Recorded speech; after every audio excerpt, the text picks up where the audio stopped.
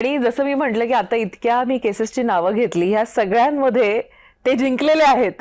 त्यामुळे यांचा 100% strike rate आहे. आणि मला असं वाटतं आता ज्या पक्षाकडे आपण वळलेले आहात, आपल्या वडिलांच्या आगमनानंतर आपलंही आगमन तसं फॉर्मली झालेलं आहे. भाजपचे प्रवक्ते आहात तुम्ही, तुमच्याही पक्षाचा स्ट्राईक रेट हायेस्ट आहे.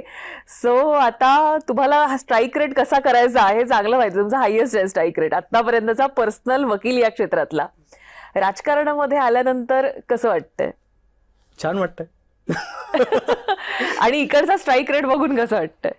असं आहे की मी राजकारणाकडे दोन विचार असतात. एक, जेव्हा तुम्ही एखादा करिअर निवडतात तेव्हा त्या करिअरमध्ये तुम्ही का म्हणून त्या करिअरमध्ये जातात. मी जेव्हा वकिली क्षेत्र निवडलं तेव्हा मला लोकांना न्याय मिळवून द्यायचा आहे.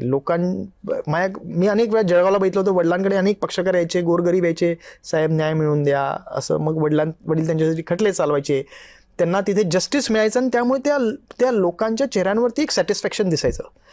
तर त्या भावनेतून मी वकिली क्षेत्र निवडलं होतं. आणि मी स्वतः देखील अनेक प्रकरणं, तुम्ही मोठ्या प्रकरणांचं उदाहरणं दिले, पण माझे बहुतांश 70% प्रकरणं हे असे असतात जे नावारूपाला, जे लोक माहीत नसतात जनतेला, असे जे आपण हे म्हणतो, असे मी लोकांना जेव्हा न्याय मिळवून देतो, त्यांच्या चेहऱ्यावरचं जेव्हा मी एक त्यांचं हास्य बघतो किंवा त्यांचं एक सॅटिस्फॅक्शन बघतो, समाधान त्यांच्या चेहऱ्यावरती असतं, ती एक किक असते.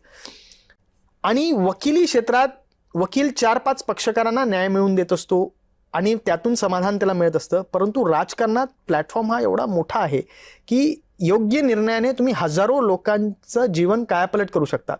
आणि त्यामुळे ती जी किक असते, ज्याला आपण म्हणतो, ती कित्येक मल्टिप्लाइड असते. आणि त्या विचारातून मी राजकारणात शिरलो की या क्षेत्राच्या माध्यमातून जास्तीत जास्त लोकांपर्यंत पोचता येतं, जास्तीत जास्त लोकांचं कल्याण करता येतं. आणि जर तुमचे विचार स्पष्ट असतील, स्वच्छ असतील आणि तुमचं त्या मागचं उद्दिष्ट चांगलं असेल, तर मला असं वाटतं की राजकारणासारखं दुसरं क्षेत्र नाही ज्याच्यात जास्तीत जास्त मॅक्झिमम गुड तुम्ही लोकांसाठी करू शकता.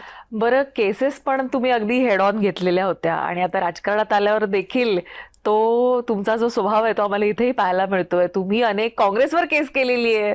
हा कसं काय एकदम आल्या काँग्रेसलाच तुम्ही हेड ऑन घेतलं? महाराष्ट्र काँग्रेसच्या एक्स हँडलवरून मध्ये एक पोस्ट केलेली की जसं लेहमध्ये भारतीय जनता पार्टीचं कार्यालय जाळलं गेलं, तसेच कार्यालय भारतीय जनता पार्टीचे देशभरात जाळले जातील, अशा स्वरूपाचं एक पिक्चरचं त्यांनी पोस्ट केलं होतं एक्सवर, ट्विटरवर.